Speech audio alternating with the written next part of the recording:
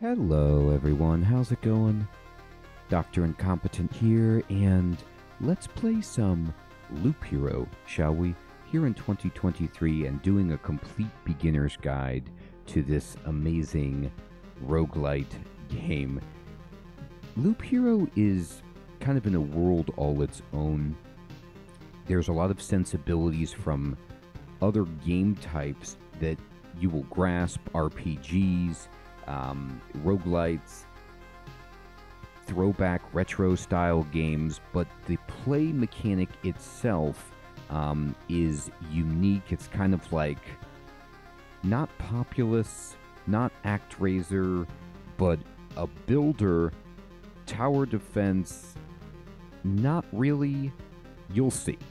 So just imagine that you're going to play, a difficult but extremely fun upgrade intensive a la Diablo style roguelite that mashes up concepts from many games and brings them all together in this. And if you've never played Loop Hero before, in this guide, I'm going to start a brand new game, and we're just going to see what this gameplay is like from the very beginning.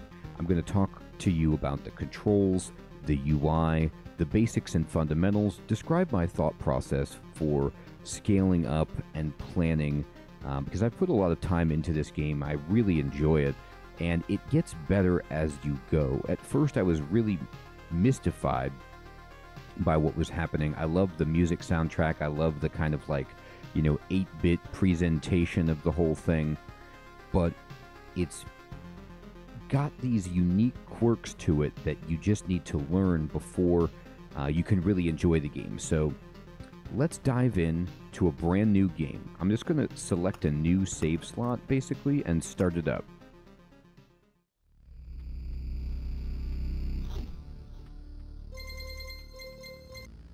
The stars in the sky are going out, one by one.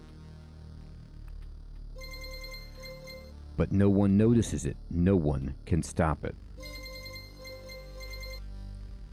I'm racing to the place where there is still hope. I need to make it before it is too late. The sounds of agony will quickly fade. The world will be destroyed. Even the memory of it will be gone. This is like the primo bad guy, if you can't tell. And even if there is absolutely no chance of bringing it all back, there will always be someone who is willing to do the impossible. And this is us right here in our starting gear. In a place without space, without time, without memories.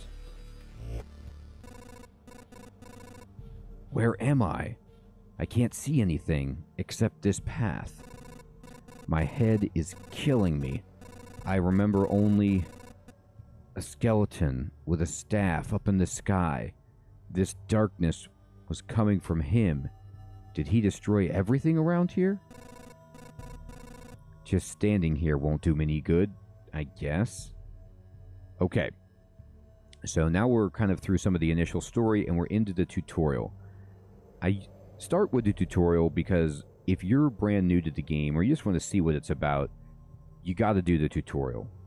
Like I said, there's very unique mechanics here. To change between adventure, traversing through the map, and planning stop modes, press the switch, right-click, or space. Okay? Continue your journey by changing the game mode. So we can press the switch, we can right-click or push the space bar. So we're in planning phase right now. Now, kind of just to give you a feel for this, this is going to be a non-spoilery guide. I'm not going to, reveal to you secrets about the story, because discovering the story is one of the real fun parts of the game. But you're just in this, nebulous space. Basically, everything has been annihilated, and you kind of have some amnesia, and it's your job to restore reality bit by bit, finding memories, imagining what it would look like.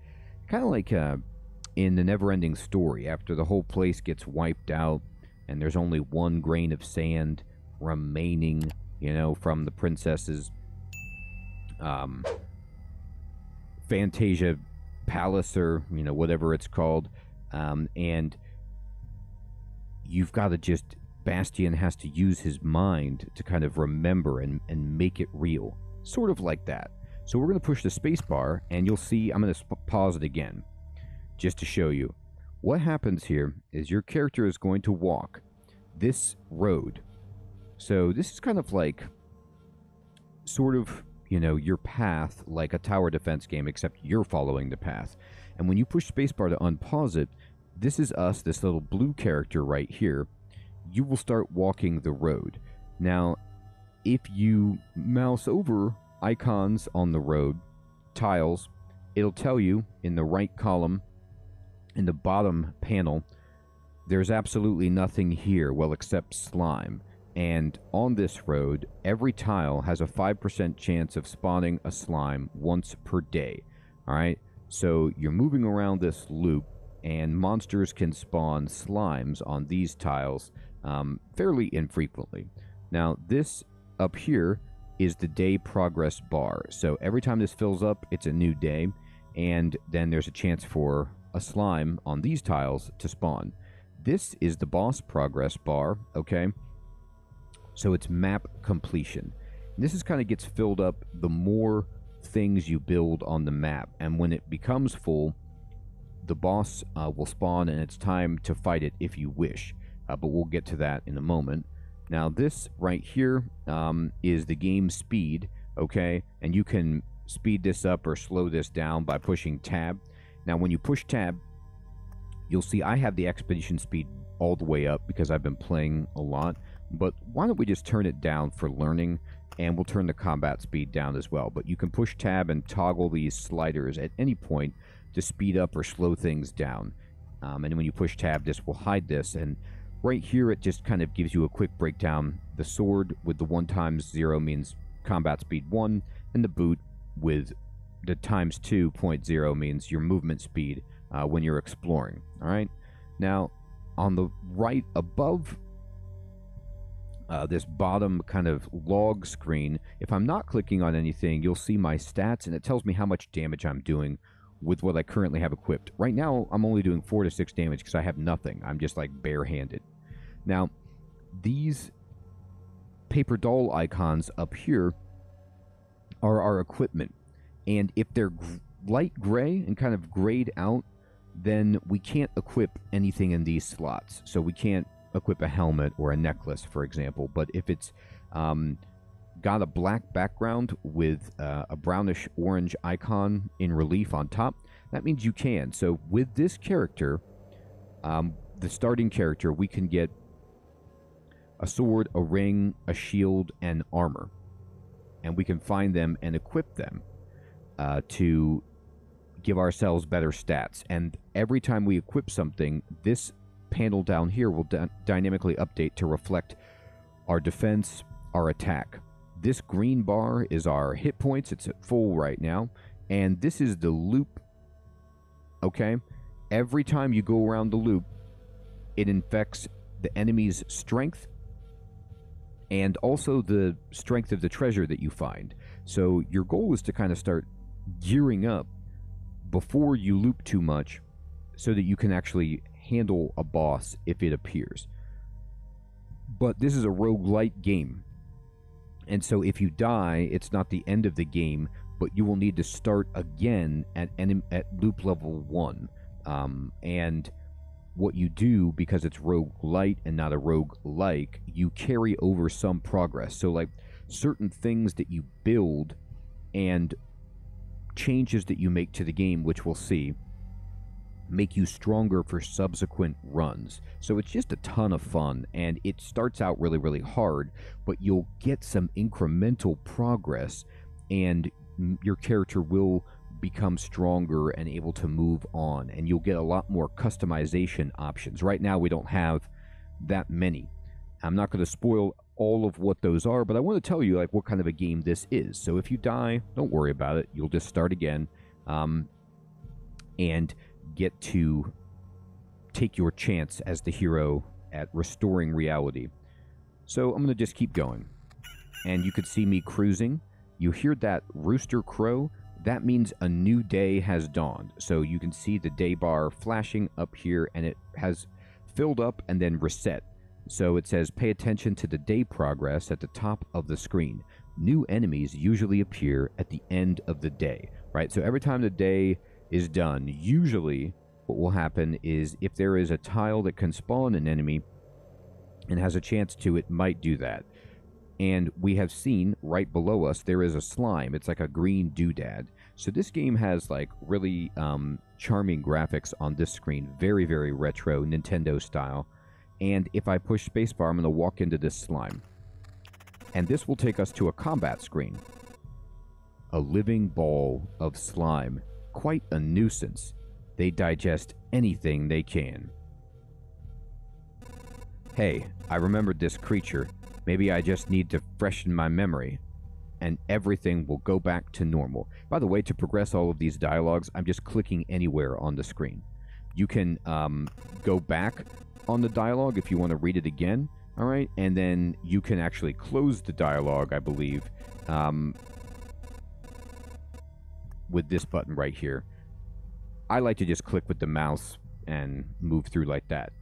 Traveling, fighting, and most other actions are done automatically. The player can't affect them directly. Press anywhere to continue. So, this is one of the key mechanics in the game that blew my mind the first time I was playing, and it's one of the hardest things to get used to, which is that, as it says, fighting and stuff is done automatically, and you don't directly control it. So it's like tower defense in that way, that you kind of just set everything up and then you just let it go. You like unpause the game and just hope that your towers are gonna, that you don't control, are gonna blow everything up. And the same thing here. You hope that your character will win combat. That being said, you can indirectly affect combat by changing your equipment in battle or outside of battle. So I'll show you that right now. Let's take a look at combat. So we're fighting. All right, and you can just watch the game, and boom, we killed it. It's hard to fight with your bare hands. I think there's an undigested weapon in the remains of that thing. So you could see that we took some damage in that fight, okay? And we went down our health by 7 hit points, but we won, and we got ourselves an axe. Now this axe, it says it does damage 3 to 5, okay? It says you have an inventory and an item slot. You know what to do. Exactly, right? So this panel down here is our inventory. Now this becomes very important because inventory management is critical in this game. This is as big currently as our inventory is. And when this fills up, you're going to have to make choices on what you keep and what you don't. Now I'm going to just take this axe. Now look at my stats at the bottom. 4 to 6 damage. If I equip this, I think I remember there was a grove nearby. Are these even my memories?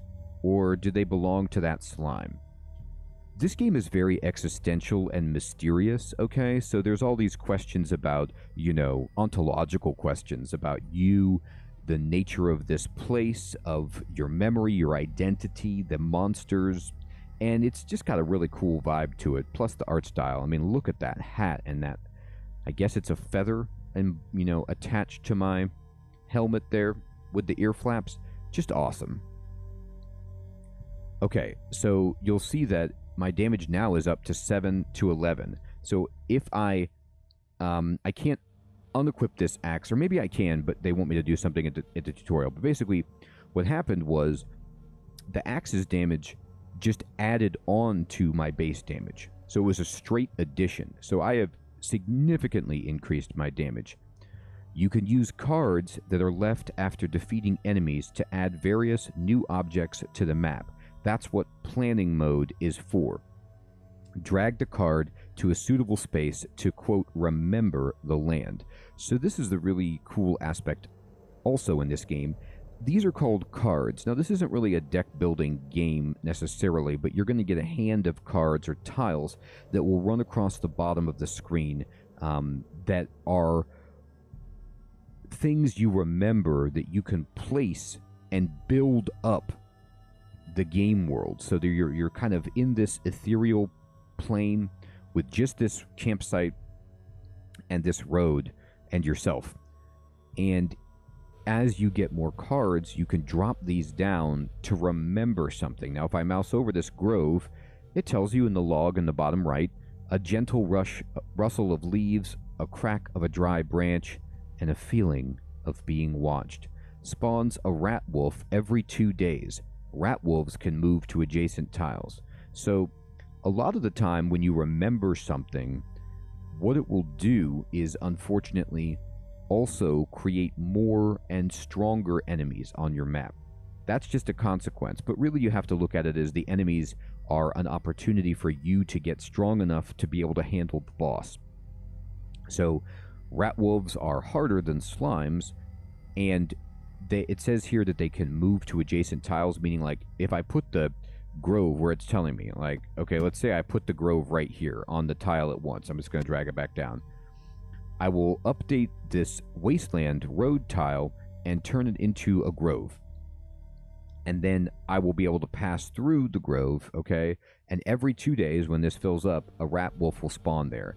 But then the rat wolf can actually move to adjacent tiles. So I might fight it, you know, on the grove tile itself or another tile. That becomes important because if this wasteland tile right here, for example, were to spawn a slime and then the rat wolf moved there, well, then I'm going to have to fight a much more difficult fight of a slime and a rat wolf. So part of the planning phase is about thinking, okay, like where do I want to put this such that it benefits me the most? I like to kind of space things out so that I'm not fighting too many things at once, because that's an easy recipe for disaster, is getting overwhelmed in combat. So I will put it where it says, right there, all right? And you could see the game has changed. The graphics have changed, and I've remembered this. Now, you're going to get cards that you can either play directly on the road, or you can play in the spaces away from the road or anywhere on the map that you like. But right now, this tile can only go on the road, and the game will like not let you put a card where it can't go. I'm just going to keep grooving around and just bebopping. And then eventually, look at that. A rat wolf has spawned. It's an orange rat wolf looking dude. All right, so we've got one. And here we go. Now we're fighting the rat wolf. You cannot do anything in combat. A forest rat wolf. I was right. Some emotional stress, a few vivid images, and a bit of adrenaline, and I'll forget it all like a bad dream. I mean, I'll remember it all like a bad... Damn it, good thing nobody heard that. It is confusing, we understand. So, in combat, it just happens. You can change the speed of it to make it go faster for yourself. I'm putting it slow right now so that you can kind of see the back and forth of combat, but it's like a maddening, stressful time where you just hope that you wreck the enemy, but you can't interact. It's a very strange experience as the player, and it's unique to this game. It's both the blessing and the curse. Like, sometimes I get frustrated by it because I want to have something I can do, but it's just part of the difficulty of it. Like, you don't have that level of interaction, and so you have to do everything you can in the planning phase and equipping your hero to prepare them to succeed in combat, but you can't take an action. You're like a proud parent trying to prepare your student or your child to go out into the world. As you probably already noticed, you can get new items and cards during battle. We did notice that. Some items have unique features, as do most of the cards. By hovering over an item or a card, you can inspect its properties, which we've been looking at. Equip a new weapon and place your new cards on the map to continue. Okay, so just like, as I was saying with Diablo, you've got your paper doll, and items have rarity. So this spear is got a blue background instead of just a gray common. This is kind of like an uncommon item, okay? So if you look at it, again, akin to many games now, it will, in the tooltip for the spear, compare it to the axe, which you can see in the tooltip of the axe that pops out above this, next to its place on the paper doll. It says it's doing 4 to 6 damage, which is, there's an upper chevron or an arrow next to the 4 to 6, meaning it's more than what you've got, and it gives you a 10% chance to counterattack, okay? So this is incredible. Now, if you ever don't know what one of these brands does, like counter, for example, we'll talk about that in a moment, but that's what it means. It means you can counterattack, which is phenomenal. And if I drag this up and equip it, all right, you'll notice that my axe is gone. It is no longer, I can't, it doesn't go into my inventory. It has been disappeared. Now, we'll get into more of that in the future, but basically, if you want to change equipment, like I was talking about, you can do that in combat. Like if you think you want to change to something else because you need that feature in that situation, just know that whatever you're replacing is gone. So, you know, you do that with that knowledge in mind. Okay, now, we have forest, and the forest says it's a thick forest. Nobody knows who or what could be lurking inside. It makes you a bit nervous. But look at this. This tile, when you place it, just gives you a passive buff of +1 hero attack speed. So if I want to place this now, when I drag the forest card out of my hand, you'll see all of these green tiles are telling me where I can actually put it. So the forest cannot go, as you see, directly adjacent to the road tiles. So I can put it anywhere I want. Now, I like to kind of group things. Some tiles gain a benefit when they're grouped together. They can merge to become like super tiles. And in that case, you want to keep them together for that purpose. But it doesn't matter too much, especially in the beginning. So, for example, I'm just going to drop this forest tile down here. Okay? And now look over here in my stats panel. I now have 1% attack speed. I also have the 10% counter and the damage from my weapon updated. Then there's this rock. This says its magnificent appearance gives you strength. This gives you 3 more hit points and 3 more hit points for every adjacent rock or mountain. So this is starting to give you a sense of like the synergies you get from building tiles close together. So if I take this rock, I'm going to put it right here. Good. So there's a mountain over there and a forest over here. The world's almost back. The branches and stones in my backpack are a sure sign of that. Some of your actions will yield resources that you will need later on, but not right now. But that shouldn't stop you from looking at them right now. Continue your journey by changing the game mode. Okay, so let's talk about the resources. If I click on this panel, okay, this little backpack to the right of the planning on the top ribbon of the UI, this is telling me what resources I'm holding.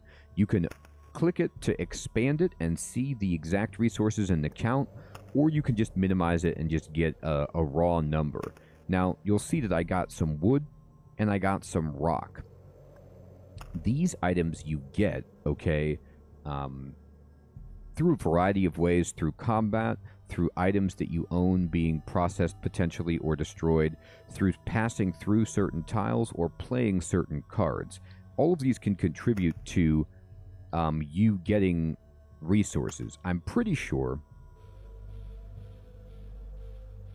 Let me just say, I'm not 100% on that, but most of the resources that you get are from just passing through different tiles that you place. So the grove, for example, when you place that, okay, it creates rat wolves, which gives you a chance to have certain cards drop, as well as getting certain resources. And later in the game, it'll become more important, like what tiles you place when you're looking for certain resources. And there are actually places within the game, knowledge bases, where you can see what tiles give you what to make better decisions. But right now, we don't have to care about that. I just want to explain this is what this is, and just like it says right here. All right, so we're going to change the game mode by unpausing it, and we're just going to bebop around. All right, I think it's time I get some rest. So we're passing through the campsite. The game itself is a journey on a looped path. Only you will decide when it's time for the hero to return to the camp. Either you or the fangs and claws of your enemies, of course. You can retreat almost any time, but a special animation will let you know when it's safer to do so. Retreat to the camp by pressing the button. So, as we talked about, you're looping around, right? You're trying to reconstruct reality, or what you remember potentially. Now, you are building up this progress bar to try to fight a boss eventually, but if you don't feel you're ready, or you've gathered the resources you want, or for whatever reason you're about to die, you can always go back to base camp, which is the area that you will permanently build up to make yourself gain incremental strength. You can run away with penalties at any time in the planning phase on the map. So if you're not in combat, you can just pause it and you'd be like, I want to run. But there are penalties. Or if you're at the cozy camp, okay, you can bail without penalty. So when you finish a loop, you have the opportunity to leave. Now, the other benefit of the camp, when I mouse over it, you see it heals 20% upon entering. So when you clear the loop and you come through the camp, we've got back to full health. So this is kind of how one way that you can heal. Now the game wants us to run, so we're going to click on this. And it says you consider returning to the cozy camp right now while you're still alive and walking. Good thing the camp is right nearby. It's the perfect chance. So if you retreat here, you get to keep all your resources. And it tells you over on the left, like, this is what you'll keep, the resources I just showed you. Otherwise, okay, you'll get different screens if you die or if you want to run. But right now we get the full benefit, so we're just going to retreat. And now we're seeing a different mode of the game. It's cold and dark here. A small fire can solve both of these problems. Nice place to set up camp. This is when all resources you've gathered will come in handy. Who would have thought? You've just enough wood and stones to make a campfire. What a nice coincidence. Indeed a coincidence. Build a campfire using the building function while in a camp. Press the build button, select the campfire, and place it. So, usually in camp, you have a lot more options, but this is the tutorial. They're gated right now. All we can do is build. I'll click on it, and check this out. At this point in the game, this is when I started getting like super into it, where I was like, oh man, this is awesome. There's a whole tech tree for this game. You can move up and down just to see what's here. And these are buildings that you remember when you have enough resources that you can build permanently in your camp. Right now we can build a campfire. If I mouse over it, it tells you that this is a common campfire, warm and cozy. Monsters keep away from it. So it's a nice spot to have some rest between your travels. It's also the center of your camp and your starting point of your adventures. Okay, so let's go ahead and click on this. And it says, what we just read, press the build button, select campfire, and place it. It will only let us place it right here. And we've built it. Congratulations, you've beaten this annoying tutorial. We did it. Now you can start your first expedition, or not. Do as you wish. Click anywhere to complete the tutorial. Boom. So this is kind of your base camp. You could think of it like a SimCity style screen where you're going to build up little tiles. It's not real time, but you can't see anything. It's all pitch black because there's just nothingness. However, the camp provides this really reassuring glow. Now you can go to the build menu, and once we've built the campfire, you see all of the lines coming out of it. This means that we have unlocked the ability to go to the herbalist hut, the smithy, or the field kitchen, for example. And then if we built the smithy, for example, this would then give us access to the smelter. All right? So you kind of have to build things like a tree with the lines connecting to unlock them. And if you mouse over the herbalist hut, for example, you see it's going to take 2 wood, 3 stone, and 4 of these rations to build it. And if we do build this, it boosts our potions. And it says you can take up to 3 potions with you. 2 potions are refilled at the camp. So this gives you potions that you get to take with you to heal you as you're fighting. So they're consumable items. They don't cost money or anything. You just get them, and you have uses of them. You don't get to choose when you use them. They're used when you reach certain thresholds, like when you take a certain percentage of your max health as damage, they restore your health. and then they're refilled when you pass through the camp. So these are super useful. The smithy provides you with like equipment right at the beginning of a run. So roguelite, so you start with nothing, but if you have the smithy, you get like starter gear that you can choose from, which just makes you good right coming out of the gate. And then the field kitchen improves the ability of the campfire to heal you. It also unlocks the Blood Grove card, and you'll see that the Herbalist Hut unlocks the Swamp card, and the smithy unlocks the ability to craft tools for the camp if you build the supply depot, okay? So some of these unlock new abilities within the camp. Some of them unlock new cards which you can play on the battlefield. You can't get a swamp or a Blood Grove dropped from anything until you build these, the field kitchen and the herbalist hut. These don't really matter right now in the sense of you're going to be trying to gather all of these resources to build these eventually, but it's fun to just see how the game will shake out. When you're done building, you click Expedition, and you say, I'm ready to go fight, and you say Start. You don't have many options, like I said, starting out, but more become unlocked as you make progress in the game, and it just becomes more customizable and exciting. Right now, you know, the game kind of puts you on rails and gates you until you get stronger. So we say Start, and we're just going to start a new run. All right. This path, everything is wrong, but I remember. It looks like a completely different place. And it's empty again. Do my actions have any meaning? ... Like I said, very existential game. Like I have a choice. If I need to give up and cry to save the world, I'm the worst savior of all. Let's do it. Good attitude. All right. So right away, notice when you pop into the game space, okay, your path, the road will be randomized. The enemy spawns are randomized. And the direction that you're traveling is randomized. Like, I'm going counterclockwise this time, okay? Just as a heads up. But unlike the last time, you see there's a lot more slimes on the road. That's actually good, because slimes are garbage, and we need to get some gear and some cards. So let's groove it. All right, we're going to fight this slime. The blue bar filling up. Oh, you know what? Let me... Very, very good. Let me show you this in combat. I forgot to mention this. I said you can't pause it in combat. You actually can, but I'll show you how to do that. We've got 2 shields. Now, what you want to do whenever you get equipment is just compare it. Like, this shield is strictly better. So we're just going to drag our shield over here, and it gives us 4 defense. All right? So defense is just straight-up damage mitigation. Now, like I said, you'll get some resources to help explain what some of these brands and attributes do for you, but if you want better information, I suggest going to Reddit or a wiki to get like a complete specified breakdown of what all of these do. There's some awesome resources online to explain these, but defense is just incoming damage mitigation. Now we got a mountain, which is better than a rock. It just gives you 5 hit points, so phenomenal.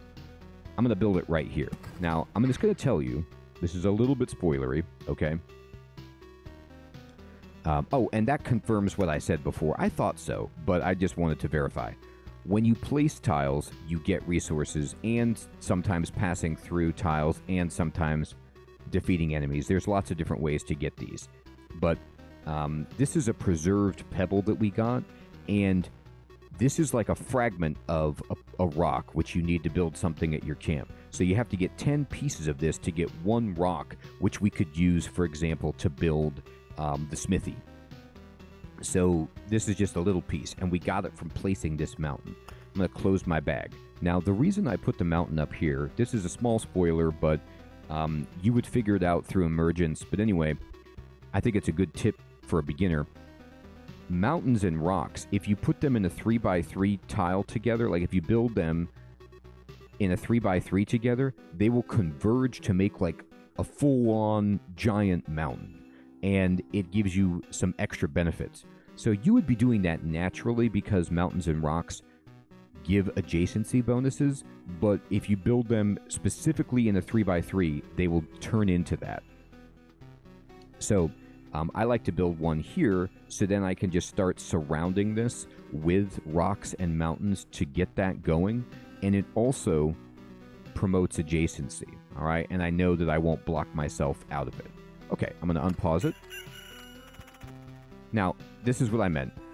You can't pause the game with the space bar like you can by changing to planning mode. You can't go into planning mode during combat, but if you mouse over the enemy or yourself, okay, you will be able to pause the game because you can see a breakdown of the enemy. So if I mouse over the slime, it has 13 hit points, it does 3.13 damage, and it attacks every 0.6 seconds, and it has artificial life and liquid as some of its like features.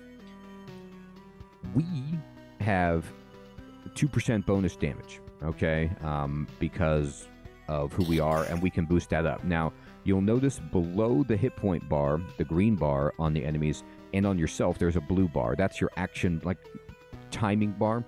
When that fills up, you will attack. So we attack way faster than the slime, and we do a ton more damage than it, okay? Now, we got a couple of new cards that we've never seen before. We got a Vampire Mansion, which adds vampires to battles on the tile around it. Okay, very scary, but cool. And a Meadow. Now, the Meadow says it just heals 2 hit points at the start of every day. These are great. I mean phenomenal. All right?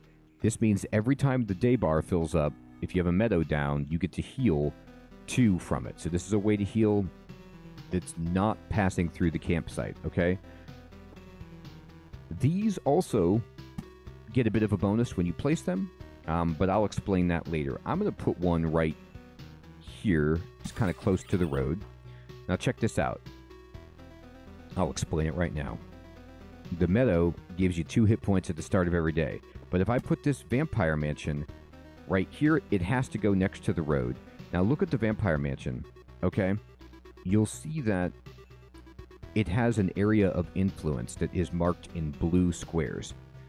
It says it adds vampires to the battles on tiles around it. That means if you get into a fight on a tile that's in blue, that's on the path where you can get into a fight, a vampire will jump into that fight. So right now, only 2 tiles are being affected on the road by this, but you could put it here and like max it, okay? Or even over here or something like that if you really want vampires. You get to decide, like, how much do you want to fight vampires? How often do you want to fight vampires? I'm going to put it here to start out. But watch what happens when I do. I get some resources. I got a noticeable change, a ration, and preserved pebbles. Now, this ration combines to form a whole food supply. The icon I described as rations earlier in the town, that's actually a food supply, not a ration. The ration is a part of a food supply. And this noticeable change, 20 of these form a complete metamorphosis. Now, it's worth mentioning, okay, that when you bring these back home, these are permanent resources that you store. All right. Now, I don't think you have to have a supply depot to store these in your base. I think you just get to keep these. I'm pretty sure. Now, look at the Meadow, though. When you place a Meadow by itself and there's nothing next to it, it just gives you plus 2 hit points. But if you put it next to something else, not another Meadow, it transforms into a blooming Meadow and gives you 3 hit points at the start of each day. So I show you this, even though it's a slight spoiler, you would figure this out on your own, but it's just, so much of this game is like putting stuff down and seeing what happens, seeing the interactions, seeing the synergies, and it's really cool to watch these unfold. All right, so let's keep going. And we fight a slime. Now, let's say that I'm going to pause the game. Another way to pause battle. I keep saying you can't pause it, but yeah, you can pause it also by looking at your inventory. Let's say, for example, I forgot that I got a better shield, and I'm fighting. I can actually drag this shield up and just equip it. And now I have another shield equipped, if I want. Okay? Now I'm going to take this Meadow, and I'm going to put it right here. I'm just going to show you that this does not make it a blooming Meadow, because a blooming Meadow or Meadow doesn't change it. It needs to be something other than a Meadow. But now, On my character stat panel, you see that I'm healing 5 hit points per day because I have the Blooming Meadow in the meadow. Pretty fantastic. I also got some extra resources from placing things there. Boom. Aw, fantastic. Look at this. We got a sword and we got a ring. So this ring will give us 9% evasion, which is 9% chance to dodge. Amazing. And this sword will double our damage. We should do 8 to 12. We do. How about that? That's great. And we also got a mountain. Now look at our character. We have 253 health. If I put this mountain next to the mountain, you'll see that we go up to 263 health. Why is that? That's because plus 5 hit points for each adjacent mountain. Both of these mountains are having that triggered by being adjacent to each other. So that means this one gives me plus 5 and this one gives me plus 5, which is plus 10. Awesome. Boom. All right, another mountain. Okay. So I'm going to put this mountain up here and we're going to get another 10 hit points. Now, at this point, I am going to just I'm going to boost the combat speed and the exploration speed just a little bit to move faster for the tutorial that we're doing here, episode 1. And now you can see I move faster and combat's going to go faster. Boom. Oh boy. Pause the game. Planning phase. We just got a unique item. This is the highest rarity tier, I believe. And it's a shield. And it's going to give us defense 4, which is the same, hence the equal sign next to the defense value on the tooltip. But it also gives us 4 attack speed, 4 evasion, and 4 vampirism. And vampiricism or vampirism basically means that we drain health through our attacks. Like, our attacks give us health back. This is an excellent way to restore some health. So if an item is magical, like blue or orange, it gets more of these extra properties attached to it.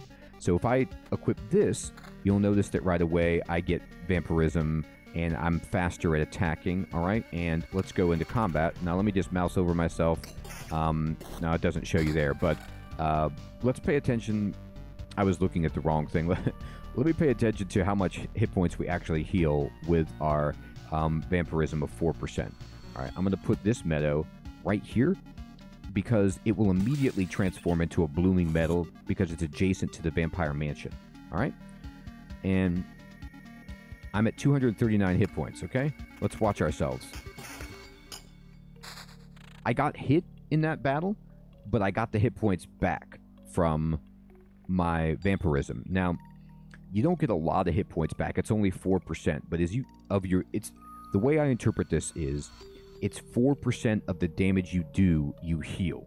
Okay? So, if I deal 12 damage, I get 4% of that back. And I think it rounds it up to just 1 hit point at the minimum, I think.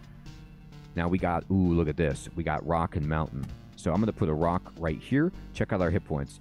Plus 10, but when I put this rock right here, we just went from 283 to 301 because of all of these adjacency bonuses. Now this ring is damage to all. Damage to all is a fantastic brand because it means you do 2 damage to everything when you attack, including your primary target. This is great because there's very few things that let you do AoE damage. And if you get multiple enemies, you can get overwhelmed. Damage to all lets you not have that happen. This sword is the same. I'm actually going to equip damage to all over my 9 evasion ring. You see it's gone. You don't get to make like choices in this game where you're like min-maxing and, pulling back your equipment and saving it for certain builds. You need to make a decision right now. You can stockpile stuff, of course, but once you switch it in, the other item is lost. All right, let's keep going. You can see we've actually taken a good amount of damage, but look, the day passed, okay?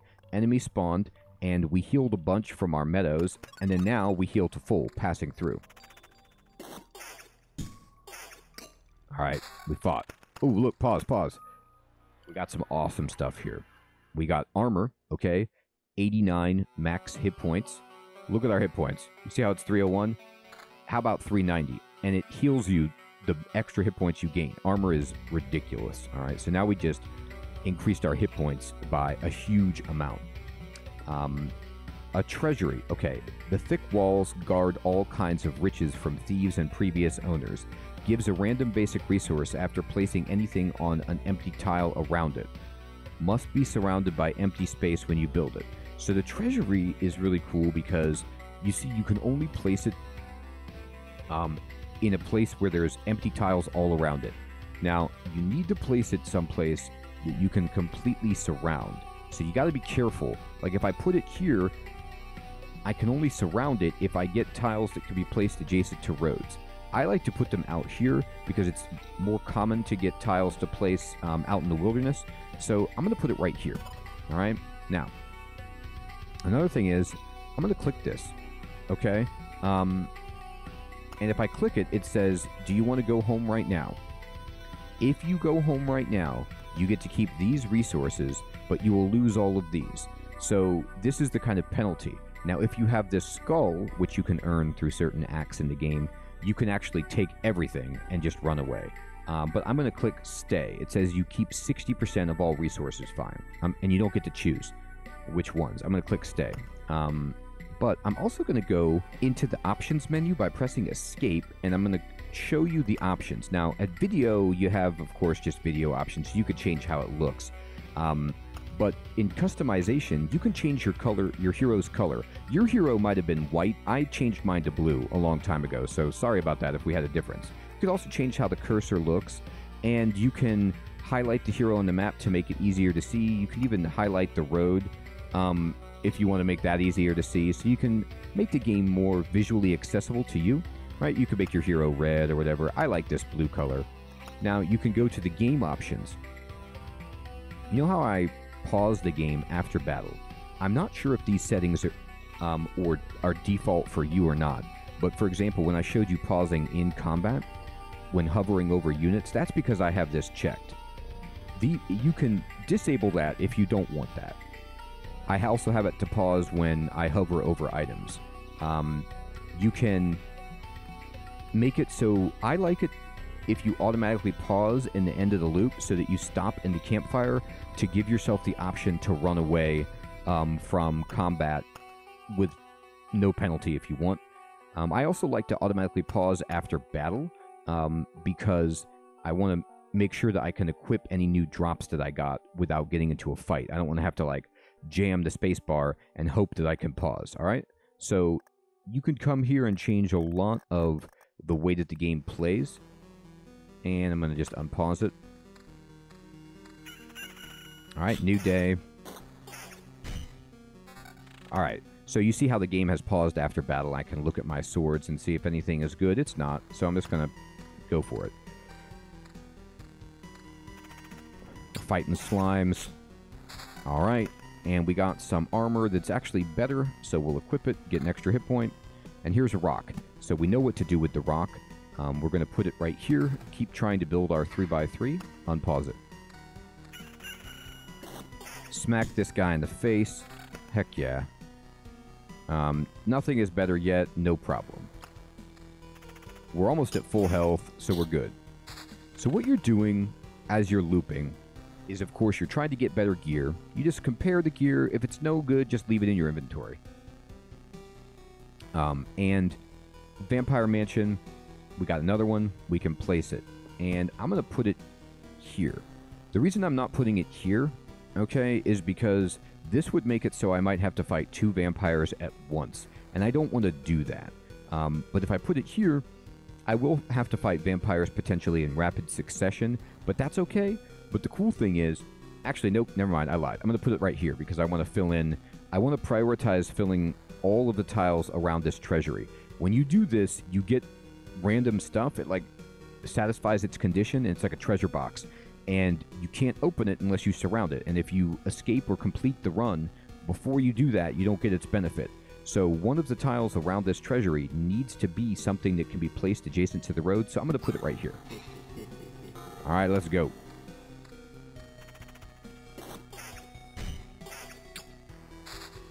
All right, I'll put a rock here. Now I'm going to put this meadow actually right here, okay? Because I want to fill in this. Now, I could have been putting my rocks around the treasury to prioritize that, but I want to show you the mountain before I do that, all right? Now, did we get anything better? No, we didn't.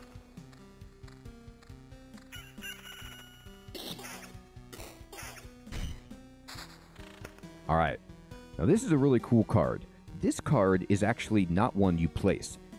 It says, erases any established tiles and erases monsters from the road. This is like your get-out-of-jail-free card.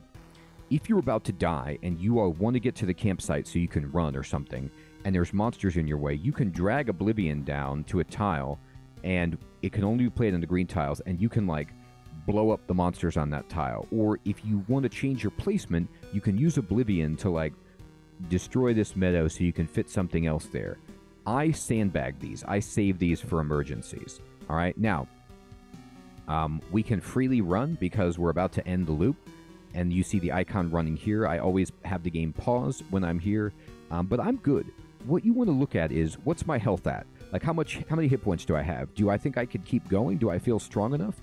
You feel out how you're doing in combat, and you feel out your health, and you make a determination on whether or not you want to keep going. We're totally fine. We're going to keep going. We heal up to full. We can run if we want, but we don't need to. Let's go. You see the green 1? It happens really fast, but there's a green 1 that pops up on my hero. That's showing my vampirism and the health that I'm healing from the fight. We got another treasury, which is amazing. I'm going to put it right here.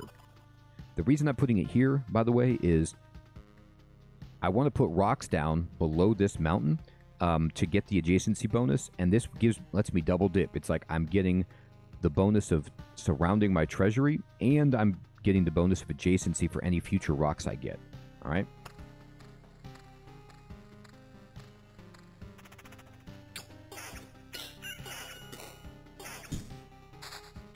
Excellent. Mountain. I'm going to put it here. How about that? We went up to 437 health. We're doing great.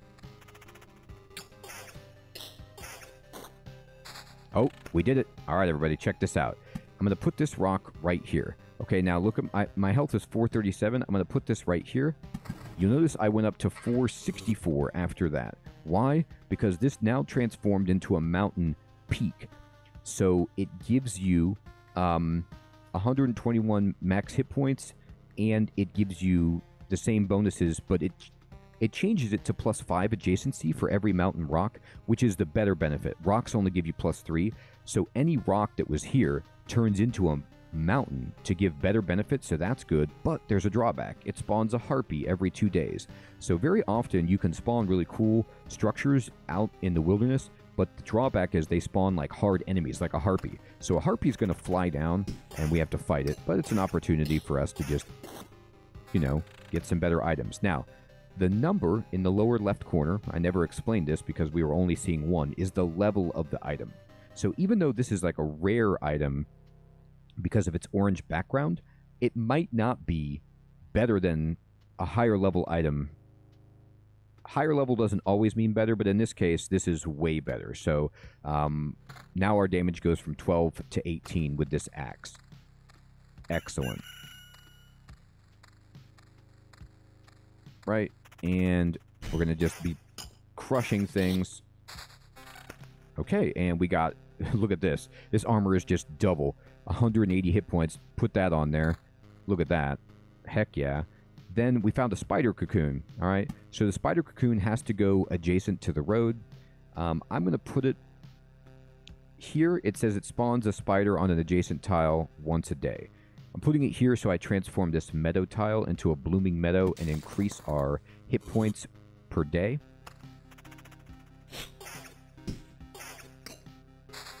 Amazing. We got a level 2 ring. This is 8% attack speed. That's very good. But I like damage to all better. We aren't fighting multiple enemies yet, but there's going to be harpies, spiders, and vampires coming in, so we will. We got a meadow, which I will place... I'm trying to fill in this treasury, so I'll put it up here, turn it into a blooming meadow, and you'll notice we got a full preserved rock, so we got enough pieces of rock from playing rock tiles and such to get a full resource. This is a beacon.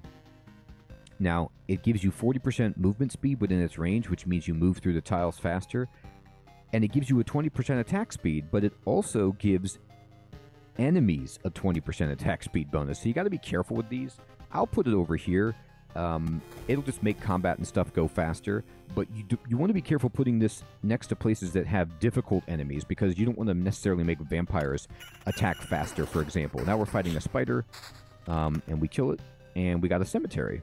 And this spawns a skeleton. Now, cemeteries go on the road itself. I like spawning, putting all my cemeteries together. I'll put it right next to the campfire. This is totally fine with me. Here we go.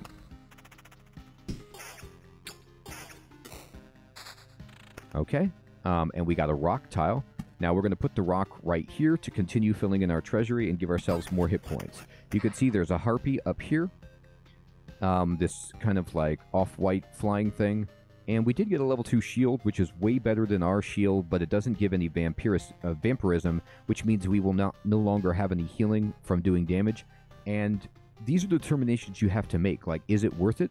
For me, it's not. I value attack speed and vampirism more than 4 defense right now. So I'm going to keep it. And we're at full health. So do we want to run and keep all of our stuff? I think we're good to keep going. All right, now passing through the cemetery, okay, gave us some preserved pebbles. And let's fight this guy. We're fighting faster. Heck yeah, meadows all over. All right, I'm going to put a meadow here. And I'm going to put a meadow here. The reason I'm not putting a meadow here or here is because I'm being greedy. If I put a meadow here, it won't turn into a blooming meadow because it's only going to be adjacent to meadows right now. And if I put a meadow here or here, it's taking away my option to put a rock right here and get the adjacency bonus to boost my hit points. So I'm trying to like maximize my placement.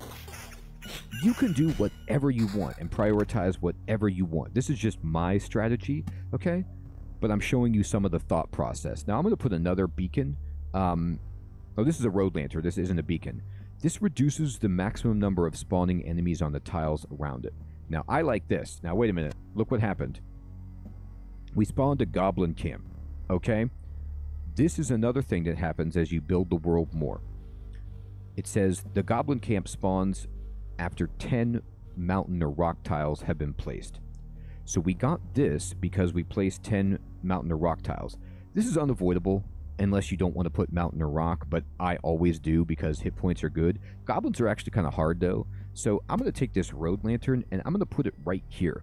What this will do is reduce the maximum number of spawning enemies on the tiles around it. So what this means is like, I don't want goblins and vampires and spiders and slimes. So let me try to mitigate that a little bit. Okay, we also got level 3 armor, which is, again, just better. Let's equip it, get more health, and let's roll.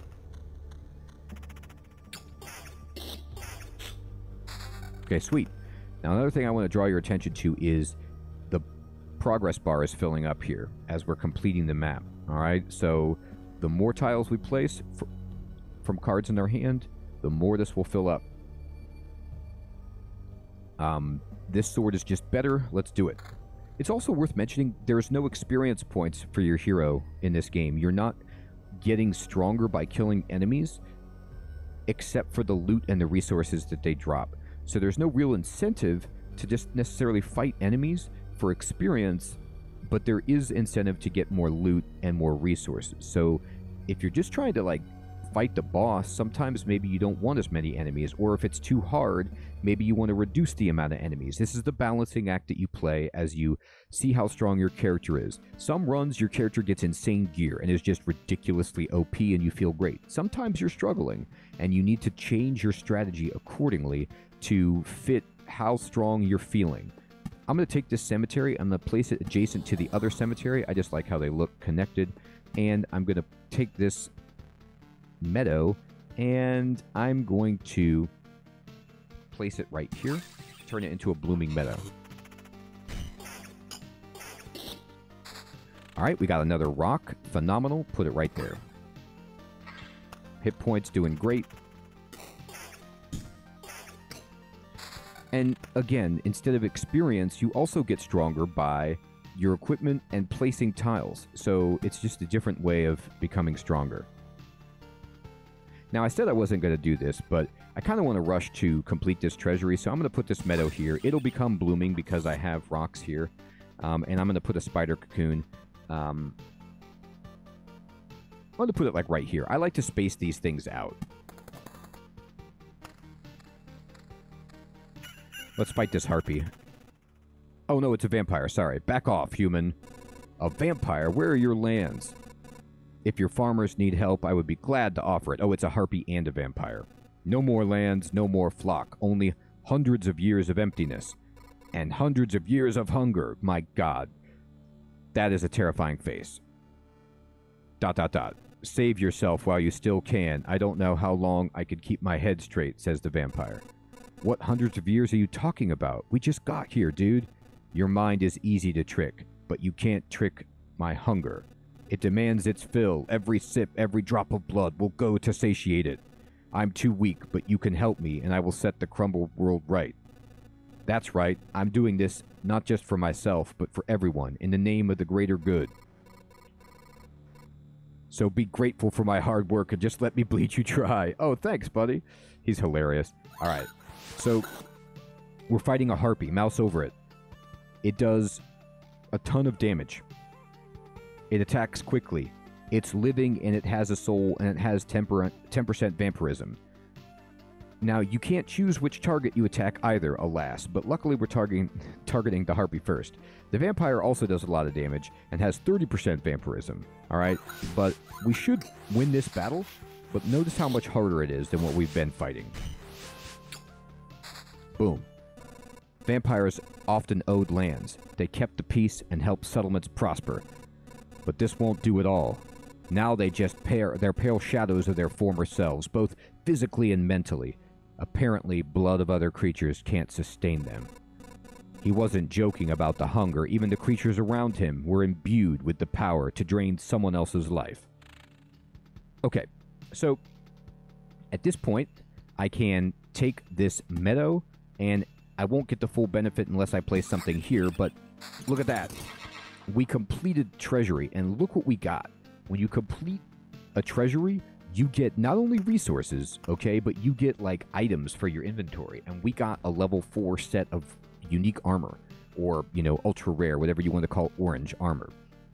So we have a bunch of gear. We have a new ring that is just insanely better than ours because it's just the same damage to all, has evasion. We have a bunch of mountain tiles to place. We just fought our first vampire and our first harpy. Sometimes when you fight unique enemy types, that there's a little bit of story that unfolds, and we are doing great. I think this is a good place to end this first episode of our beginner's guide so that you can really see some of the game, get a grasp of all the fundamentals, understand the UI, the controls, basic strategy, and get your head around the game so that you can enjoy it. Loop Hero is just such a good time, but it was really strange to learn, for me at least at first, and to come to grips with some of the design choices. But hopefully you've got enough of a primer on it so that you can enjoy it on your own.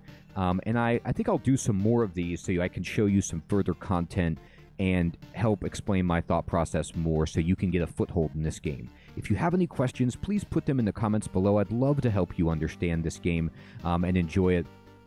Thanks so much for watching, everybody. Take care.